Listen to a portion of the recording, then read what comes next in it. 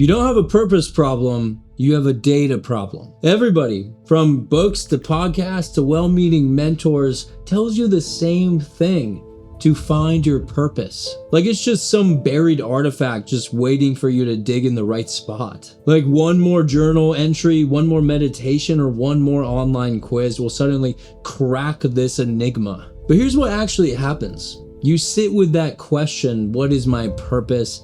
And you feel, well, nothing. Or worse, you feel a dozen half-worn answers that all just cancel each other out. And then the silence just starts to feel like evidence that there's something that's wrong with you. But it's not. That silence that you're feeling is your brain telling you something very, very specific. I don't have enough data to answer this question. Because purpose isn't just magically discovered. Rather, it's forged through heat, through repetition, through finding out what illuminates you and what drains you. And today I'm going to show you exactly how that forging process works. Section 1, the neuroscience of purpose. Now let's start with why finding your purpose is a fundamentally broken instruction. Because your brain literally cannot do what you're asking it to do. Your prefrontal cortex, the brain region responsible for long-term planning, constructing your sense of self, and abstract thinking, does not generate meaning from contemplation. It generates meaning through pattern recognition across lived experience. In other words, your brain needs data, real embodied experience that it can sort, compare, and extract a signal from. When you sit in your room and ask your prefrontal cortex what you're supposed to do, then you're literally asking it to build something from an empty data set. Realize that this is not a flaw in your character. Rather, it's just like asking a search engine to rank results when it doesn't have anything in its index. Now, there's a second layer that most people miss. Your dopaminergic reward system, more specifically the ventral tegmental region. It is designed to reinforce behaviors associated with progress. You see, when you take action that generates even a small amount of forward momentum, your dopamine spikes. And that dopamine doesn't just feel good, it encodes a signal that this matters. Do more of this. But here's the critical part. The signal only fires from action. Not from planning, not from imagining, and definitely not from watching somebody else do it on YouTube. Your brain's meaning-making machinery activates through engagement with the world around you, the physical world. Not from withdrawing from it. This is why people who are doing things, even imperfect, distractionless things, often report a stronger sense of purpose than people who are free to contemplate all day long. Because action gives the brain raw material to forge meaning from, whereas stillness gives it nothing. So if contemplation doesn't work and action is a prerequisite, then how do you begin when each path feels equally uncertain? Well, I want to tell you how I figured this out, and it's not from a book. Rather, it's from just failing a class. Section 2, my personal story. When I was in college, I unfortunately failed anatomy and physiology more than once. And it wasn't because I couldn't handle the material or anything. It was actually because I was just partying too much. I was half-assing it, just showing up to those 9 a.m. lectures when I would wake up early enough to do so, which wasn't as often as I would like to admit. And when the grades came back and I realized that I would have to retake some expensive classes, it finally dawned on me. Now, I wish I could tell you that that was the 180-degree turning point. That I failed anatomy and then immediately became disciplined, focused, and filled with purpose. Because that's how these stories are supposed to go, right? The dramatic wake up, the montage where a new man arises. It took me a while, far longer than I would like to admit, to align my actions with what I already knew.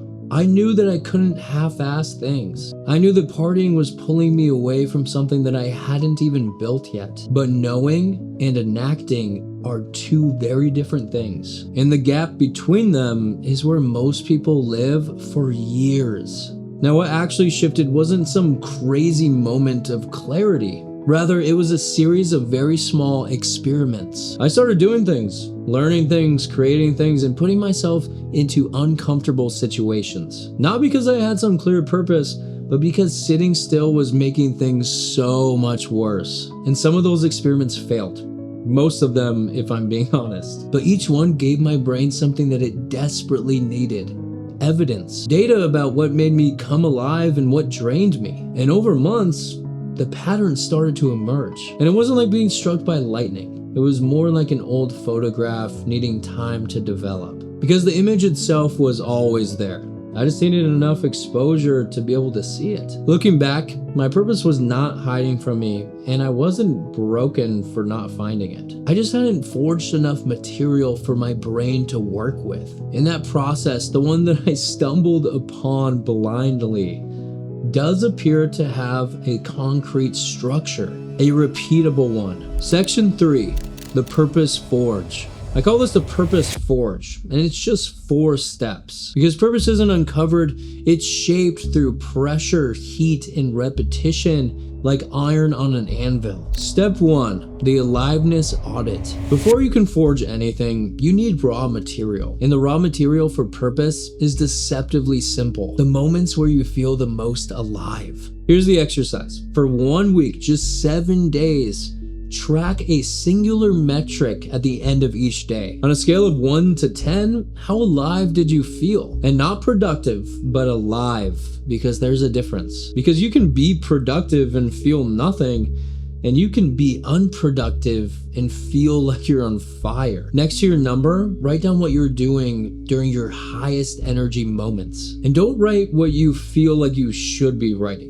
Write what actually lit you up. Most people skip this step because it just feels too simple to them. But your brain's reward circuitry is already tracking this data.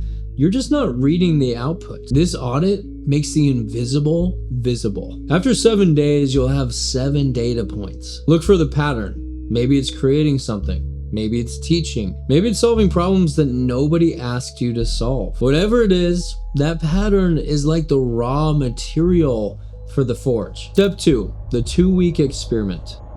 Take whatever pattern that you found and make the smallest possible commitment that you can towards it. This isn't some career change or a 5-year plan. Rather, it's just a 2-week experiment. If creating is what energizes you, then just make one thing. A video, a sketch, a piece of writing. If teaching is what lights you up, then just explain one thing to one person in your life. If physical challenge was the pattern, then sign up for one physical event. Your basal ganglia, your brain's habit center, responds to frequency, not intensity. One small action repeated across 2 weeks gives your brain enough data to start constructing an identity around it. And here's the part that really matters.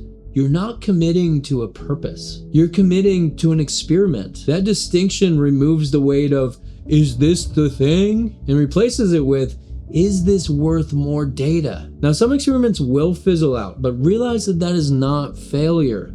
Rather, it's elimination, and it's actually a good thing because it means that you're getting closer to your truest purpose. Because every no sharpens the signal that's eventually a yes. Because failure is data. Avoidance is the only thing that costs you. Step 3, the evidence loop. This is where the forging actually happens. As you run the experiment, track the evidence, not for external success, but for internal alignment. And after each session, answer one question. Did I feel like myself while doing this? Not was I good at it or did anybody else notice? Just, did this feel congruent with who I am becoming? When the answer is yes, even partially, write that down. I spent 2 hours editing and I forgot to eat. Now that's evidence. I explained that one concept to a friend and felt energized rather than drained. Now that is evidence. I woke up thinking about that one thing before I had to. Now that is evidence as well. Each and every entry becomes a vote, and eventually cast enough votes and it hardens into your identity. You stop saying I'm trying to find my purpose and you start saying I am somebody who creates or teaches or builds or explores, because you now have the receipts. Your hippocampus actually consolidates those experiments during sleep, weaving them into your self-narrative. You're not hoping for purpose anymore. You're constructing it one data point at a time, one vote at a time. After about 2 to 3 months of experiments and evidence gathering, you will have accumulated a constellation of data points. And some will glow, whereas others will have inevitably faded. In step 4, this is where we're cutting what's dead and deepening what's alive.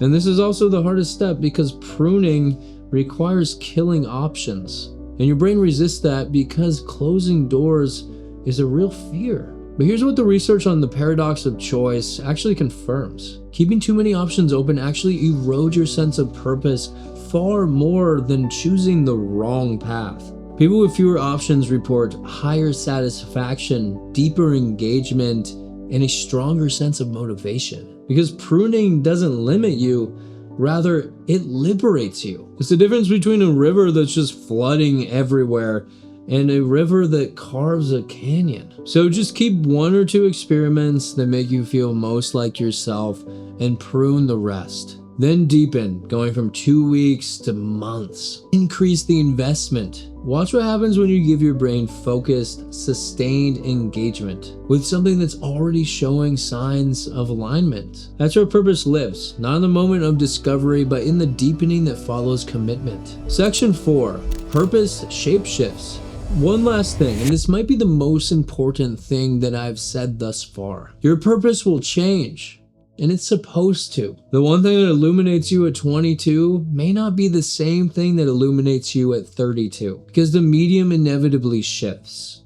Drawing becomes videography, becomes acting, becomes whatever else. The surface changes, but the underlying current, the one that makes you feel most alive, stays the same. You just learn to recognize it in new forms. And I've experienced this firsthand because the form in me has changed many times. But the core, the desire to create, to express hard ideas through creative passion and desire, well, that's been the thread through all of it. Because the forge doesn't produce one shape and then suddenly stop. It keeps shaping, it keeps refining as long as I continue to supply it with material. So don't cling to any singular expression of your purpose as if it's permanent, because the shape will evolve as the heat source stays the same. Purpose isn't a destination that you just arrive at. It's a practice that you return to, and it's forged every single day by the choice to take action before you feel ready. If you've been searching for your purpose and you've been coming up empty, if that silence feels like something is broken inside of you, hear this: nothing is wrong with you. Your brain just needs more data,